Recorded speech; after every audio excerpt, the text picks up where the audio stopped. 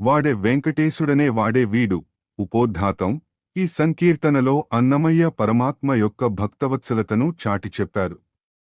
ముఖ్యంగా 12 మంది ఆళ్వారులలో కొందరితో స్వామికి ఉన్న అనుబంధాన్ని నమ్మాళ్వార్, తిరుమంగై ఆళ్వార్, పెరియాళ్వార్, గోదాదేవి అటువంటి గొప్ప దైవమే ఈ వెంకటేశ్వరుడని వేలెత్తి చూపుతున్నట్లుగా పాయింటింగ్ అవుట్ ఈ కీర్తనను రచించారు.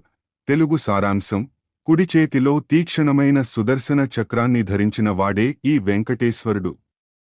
నమ్మాళ్వార్, కారిమారసుతుడు, మాటలకు ముగ్ధుడై వేదాల గుట్టును రక్షించిన తిరుమంగై ఆళ్వార్ దొంగిలించి తెచ్చిన ప్రసాదానికి ఆశపడినవాడు ఆయనే. పెరియాళ్వార్ కుమార్తె అయిన గోదాదేవి ధరించి తీసివేసిన పూలదండలను ప్రేమతో స్వీకరించినవాడు. ఆమెపై అనురాగంతో ఆమెను పాయలేనివాడు ఆయనే. సామాన్యుల చేత కూడా తనపై పాటలు పాడించి లోకమంతటా భక్తిని నింపినవాడు. అలమేలుమంగతో కలిసి తిరుమల కొండనే ఇల్లుగా చేసుకున్నవాడు ఈ వెంకటేశ్వరుడు. English summary. In this Sankirtana, Annamaya identifies Lord Venkateshwar as the supreme being who is deeply attached to his devotees, especially the Alvars. He highlights how the Lord was enchanted by Nammalvar's verses, how he accepted the food stolen for him by Thirumangai Alvar, and how he wore the garlands used by Goda Devi, Andal. He describes the Lord as one who encourages even common people to sing his glories and resides eternally on the Venkatadri hill with his consort, Alamelu Manga. Pallavi. వాడే వెంకటేశుడనే వాడే వీడు వాడి చుట్టూ గైదువ వలచేతివాడు. భావము. ఆ వెంకటేశ్వరుడు అని మనం చెప్పుకునేవాడు ఇతడే. కుడిచేతిలో పదునైన చక్రాయుధాన్ని, కైదువ, ధరించినవాడు ఇతడే. వివరణ. స్వామి ప్రత్యక్షంగా కనిపిస్తున్నాడనే ఉత్సాహంతో అన్నమయ్య, వాడే వీడు అంటూ ఇక్కడ సంబోధించారు. చరణం 1. కారిమారసుతుని చక్కని మాటలకు జొక్కి చూరగా వేదాలగుట్టు చూపినవాడు. తీరని వేడుకతో తిరుమంగయాడువారి ఆరడి ముచ్చిమికూటి కాసపడ్డవాడు. భావము. నమ్మాళ్వార్, కారిమారసుతుడు పాడిన ద్రవిడ వేదాల తీయదనానికి పరవశించి వేదాల పరమార్థాన్ని లోకానికి అందించినవాడు. తిరుమంగై ఆళ్వార్ స్వామి కోసం దొంగతనంగా ముచ్చిమి సిద్ధం చేసిన నైవేద్యాన్ని కూడా ఎంతో ప్రీతితో స్వీకరించినవాడు. వివరణ. భగవంతుడు జ్ఞానానికి మాత్రమే కాదు, భక్తితో ఇచ్చే ఏ వస్తువుకైనా లొంగిపోతాడని ఇక్కడ అర్థం. చరణం 2. పెరియాడువారి బిడ్డ పిసికి పైవేసిన విరుల దండల మెడవేసినవాడు. తరుణి చేయి వేసిన దగ్గరి భుజము చూచి పరవశమై చొక్కి పాయలేనివాడు. భావము. పెరియాళ్వార్ పుత్రిక అయిన ఆండాళ్, గోదాదేవి, తాను ముందే ధరించి చూసుకున్న పిసికి పైవేసిన పూలదండలను ఎంతో ఇష్టంగా తన మెడలో వేసుకున్నవాడు. ఆమెపై కలిగిన ప్రేమానురాగాల వల్ల ఆమెను విడిచి ఉండలేనివాడు. వివరణ. ఇది గోదాదేవి సూడికొడుత్త నాచ్యార్ గా ప్రసిద్ధి చెందిన గాథను స్మరిస్తోంది. భక్తురాలు ధరించిన మాల స్వామికి అంత ప్రియమైనదని భావం. చరణం 3. పామరుల దనమీద పాటలెల్లా బాడుమంటా భూమికెల్లా నోర నూరిపోసినవాడు. మామ కూతురల మేలుమంగ నాచారియు దాను గీముగానే వెంకటగిరి నుండేవాడు. భావము. పండితులే కాకుండా పామరులు కూడా తనపై పాటలు పాడేలా అందరి హృదయాల్లో భక్తి రసాన్ని నింపినవాడు. తన ఇల్లాలు అలమేలుమంగతో కలిసి వెంకటగిరినే తన ఇల్లుగా, గీము, మార్చుకుని అక్కడే నివసిస్తున్నవాడు. వివరణ. సంకీర్తనాచార్యుడిగా అన్నమయ్య తాను పాడుతున్న పాటలు కూడా స్వామి ప్రేరణే అని వినమ్రంగా చెబుతూ తిరుమలే స్వామి శాశ్వత నివాసమని ముక్తాయింపునిచ్చారు. అంటబారి పట్టుకోరే అమ్మలాల ఇదే. ఉపోద్ఘాతం. ఈ సంకీర్తనలో ఒక గోపిక శ్రీకృష్ణుని అల్లరిని భరించలేక తన తోటి గోపికలతో అమ్మలాల మొరపెట్టుకుంటుంది. కృష్ణుడు తన పెరుగును పాడుచేశాడని, తనను ఏడిపిస్తున్నాడని చెబుతూనే ఆయనపై ఆమెకు ఉన్న అనురాగాన్ని అన్నమయ్య ఇందులో అద్భుతంగా ఆవిష్కరించారు. చివరకు ఆ అల్లరి కృష్ణుడే వెంకటేశ్వరుడని తెలుపుతూ కీర్తనను ముగించారు. తెలుగు సారాంశం. ఓ అమ్మలారా, వీడిని, కృష్ణుడిని పట్టుకోండి. వీడు తన అల్లరితో నన్ను వెంటబడనీయడం లేదు అని ఒక గోపిక ఫిర్యాదు చేస్తోంది. కృష్ణుడు పెరుగు కుండను కవ్వంతో కొట్టి పాడుచేశాడని, దూడలను తోలుకుపోయి అలిగి వెళ్లాడని, రాత్రంతా అన్నం తినకుండా తననే వేధిస్తున్నాడని ఆమె అంటుంది. పెరుగును చిందరవందర చేసి చట్టిని పారవేసి వెళ్లాడని. అంత ఆకలిగా ఉన్నవాడు ఇప్పుడు ఎలా ఉన్నాడో అని ఆమె ఆవేదన చెందుతుంది. ఈ తిరువేంకటేశ్వరుడు నా మీద ప్రేమతో నా చేతి వంటనే ఆరగిస్తాడని ఆమె మురిసిపోతుంది. English summary.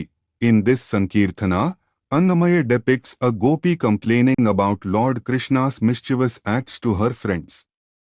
She describes how Krishna breaks her curd pots with a churning rod, drives away the calves in feigned anger, and refuses to eat at night just to tease her. Despite his naughty behavior, she is worried about his hunger and marvels at how the Supreme Lord Venkateshwar, out of his love for her, accepts her simple offerings. పల్లవి. అంటబారి పట్టుకోరే అమ్మలాలా ఇదే వెంటబారనీదు నన్ను వెడమాయతురుము. భావము.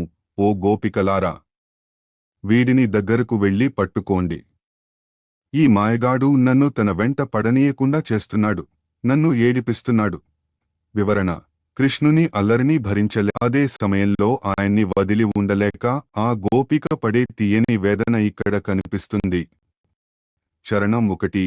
కాగెడు పెరుగుచాడే కవ్వముతోర బొడిచి లేగల తోలుకుని అలిగిపోయిని, రాగతనమున వాడే రాతిరి నారగించడు ఆగి, నన్ను గూడడిగే నయ్యో ఇందాకను. భావము. కుండలోని పెరుగును కవ్వంతో కొట్టి పాడుచేశాడు. లేగదూడలను తోలుకుపోయి నా మీద అలిగి వెళ్ళిపోయాడు. మొండితనంతో, రాగతనమున రాత్రి భోజనం కూడా చేయలేదు. తీరా చూస్తే ఇందాక నన్నే వచ్చి ఏమన్నా ఉందా అని అడుగుతున్నాడు. వివరణ. కృష్ణుడి అలక, ఆ తర్వాత ఆకలితో మళ్లీ రావడం. ఒక పసివాడి చేష్టలను గోపిక వర్ణిస్తోంది. చరణం 2. కొలదిగాని పెరుగు కొసరి కొసరి పోరి కలవూరు గాయలెల్ల గలచిపెట్టే, పలుకడు చేతిచెట్టి పారవేసి పోయినదే చెలగుచు మూటగట్టే జల్లబో ఇందాకను. భావము. లెక్కలేనంత పెరుగును పారబోసి రభస చేశాడు. ఇంట్లోని కాయగూరలన్నింటినీ చిందరవందర చేశాడు.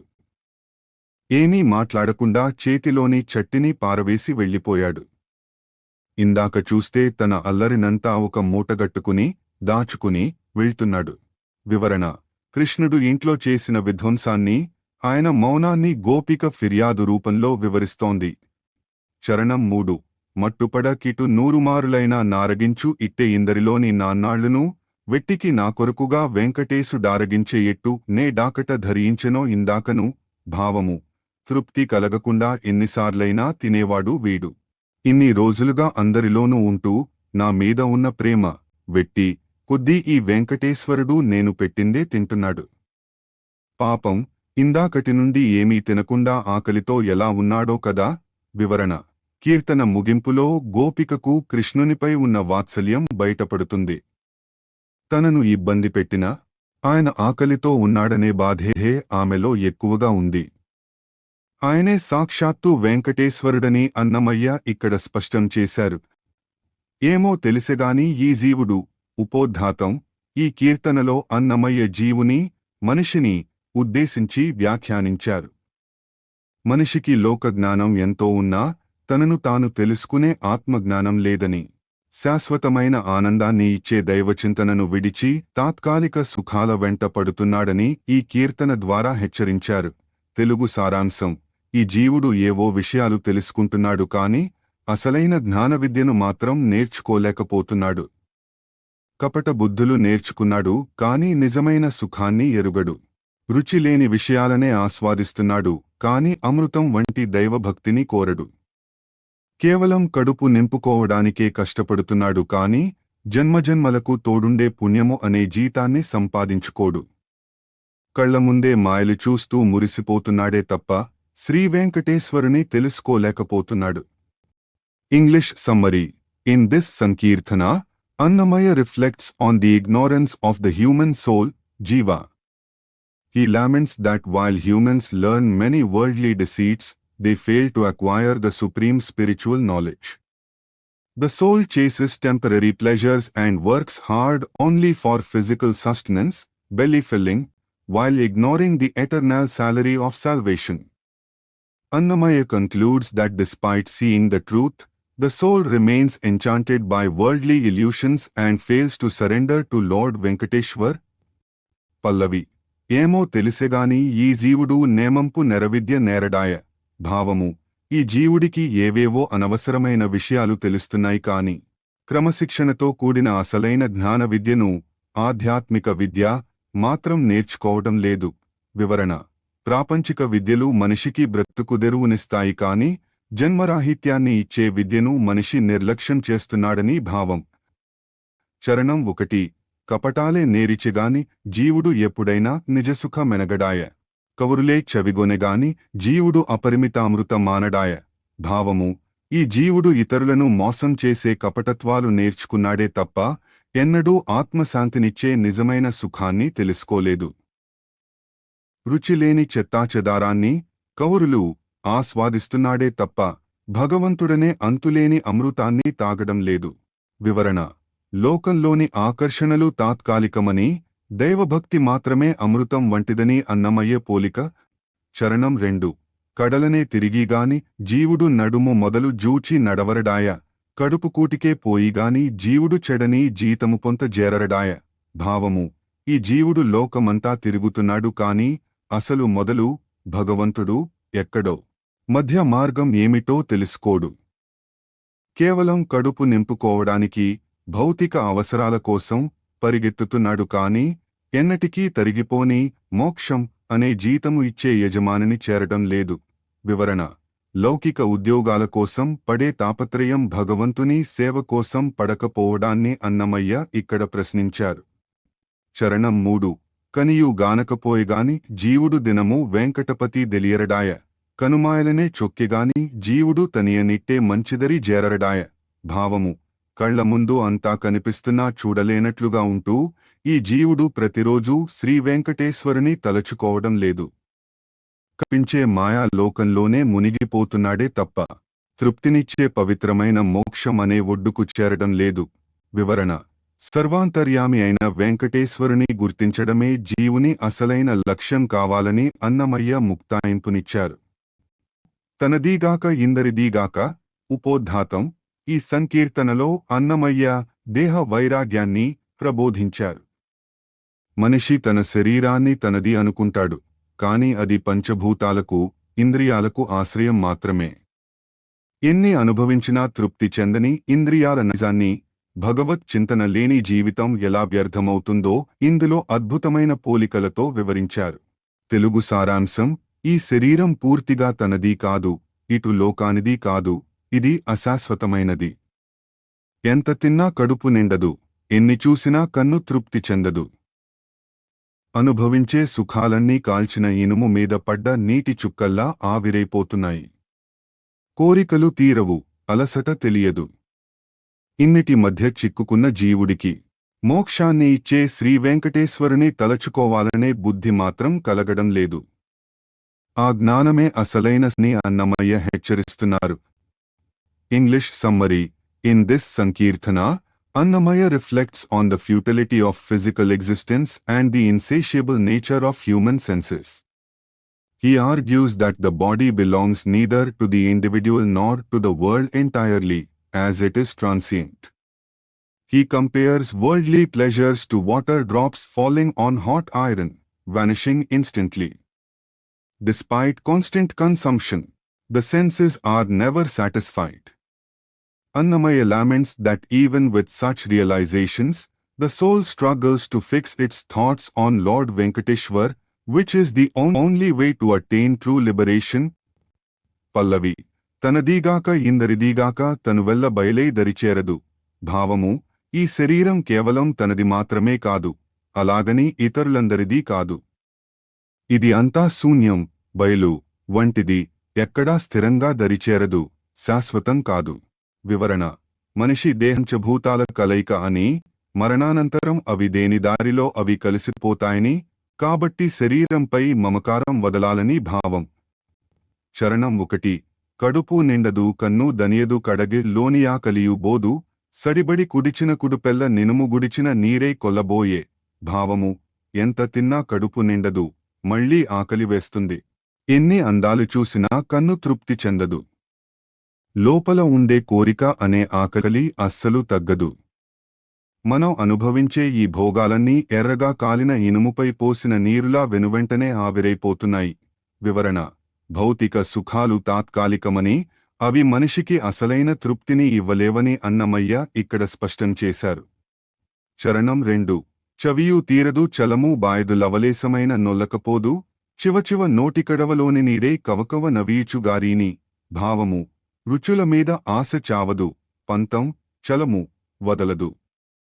చిన్న సుఖాన్ని కూడా వదులుకోవడానికి జీవుడు ఇష్టపడడు. కాటుకు చిల్లులు పడిన మట్టి కుండలోని నీరు కారిపోయినట్లుగా క్షణక్షణమూ కరిగిపోతోంది. వివరణ: ఆయుష్షు వేగంగా కరిగిపోతున్నా మనిషి మాత్రం ఇంకా ఇంద్రియ సుఖాల వెంటే పరిగెడుతున్నాడని ఆవేదన. చరణం 3. అలపు తోపదు అడవి నెండదు ఎలయించు భంగమైన బోదు, తెలసి వెంకటగిరిదేవుని తలపించు తలపైన దనకు ముందర నబ్బదు. భావము: సంసార సాగరంలో ఎన్ని కష్టాలు పడినా మనిషికి అలసట రాదు. కోరికలనే అడవి ఎన్నటికీ ఎండిపోదు, తగ్గదు. అవమానాలైనా ఆశలు వదలవు. ఇంత జరుగుతున్నా శ్రీవేంకటేశ్వరుని తలచుకుంటే మేలు జరుగుతుందని తెలిసికూడా ఆ దైవచింతన అనే తలపు మనిషికి కలగడం లేదు. వివరణ: భగవంతుని స్మరణే అన్ని దుఃఖాలకు మందు అని గ్రహించినా కర్మ ప్రభావం వల్ల మనిషి ఆ దారికి రావడం లేదని అన్నమయ్య ముక్తాయింపునిచ్చారు. పెక్కులంపటాల మనసు పేదవైతివి నీకు ఉపోద్ఘాతం. ఈ సంకీర్తనలో అన్నమయ్య మానవ మనస్సును సంబోధిస్తూ ప్రాపంచిక బంధాల వల్ల కలిగే అలసటను, అశాంతిని వివరించారు. మనిషికి సంపాదన, సంసారం అనే ఆశల వల్ల కంటి నిండా నిద్ర, కడుపు నిండా అన్నం కూడా దక్కని పరిస్థితి ఏర్పడిందని, ఇన్నిటి మధ్య శ్రీవేంకటేశ్వరుని తలవకపోతే గతి ఏమని ఇందులో ఆవేదన వ్యక్తం చేశారు. తెలుగు సారాంశం: ఓ మనసా, ఎన్నో చిక్కులలో, లంపటాల పడి నీవు దౌర్భాగ్యుడవైపోయావు. నీకు తోడుగా ఎవరూ లేరు. ఇప్పుడు ఏమి చేస్తావు? కళ్ళు మూయడానికి సమయం లేదు, కాలు చాచుకోవడానికి స్థలం లేదు, అడుగు తీసి అడుగు వేయడానికి కూడా తీరిక లేనంతగా పనుల్లో మునిగిపోయావు. అజ్ఞానాన్ని వదలవు, వేదాన్ని చదువవు. ఆకాశమంత కోరికలు పెంచుకున్నావు తప్ప శాంతిగా ఉండవు. సాధ్యుడవైన నీవు శ్రీవేంకటేశ్వరుని శరణు వేడకపోతే నీకు దిక్కెవరు? English summary. In this Sankirtana, Annamaya addresses the restless human mind trapped in countless worldly entanglements. He laments that man has no time even to close his eyes or rest his legs due to endless worries and chores. Despite having no true companion in the journey of life, the soul refuses to let go of ignorance or seek spiritual knowledge. Annamaya questions the mind's tendency to chase sky-high desires while neglecting the worship of Lord Venkateshwar, who is the only true savior. Pallavi. పెక్కులంపటాల మనసు పేదవైతివి నీకు నెక్కడా నెవర్లేరు ఏమిసేతువయ్యా. భావము: ఓ మనసా, అనేకమైన లౌకిక బంధాల వల్ల, లంపటాల, నీవు పేదదానివైపోయావు. శక్తిని, శాంతిని కోల్పోయావు. నీకు నిజమైన తోడు ఎవరూ లేరు. ఇప్పుడు నీవు ఏమి చేస్తావు? వివరణ: మనిషి తన చుట్టూ ఉన్న బంధుమిత్రులే తోడు అనుకుంటాడు, కాని అంత్యకాలంలో ఎవరూ రారు అనే సత్యాన్ని అన్నమయ్య ఇక్కడ గుర్తు చేస్తున్నారు. చరణం 1. కన్నుమూయ పొద్దులేదు, కాలు చాచ నెమ్ములేదు, మన్నుదవ్వి కిందనైన మనికి లేదు. మున్నిటివలనే గోరుమోపనైన జోటు లేదు, ఎన్నిటా నిట్లానైతి వేమి సేతువయ్యా. భావము: నిద్రపోవడానికి సమయం లేదు, కాలు చాచుకోవడానికి ఖాళీ లేదు, కనీసం భూమి తవ్వి కింద తలదాచుకుందామన్నా చోటు లేదు. గోరంత స్థలం కూడా దొరకనంతగా బాధ్యతలతో, చింతలతో మునిగిపోయావు. ఇన్ని కష్టాల మధ్య నీవు పడి ఉన్నావు.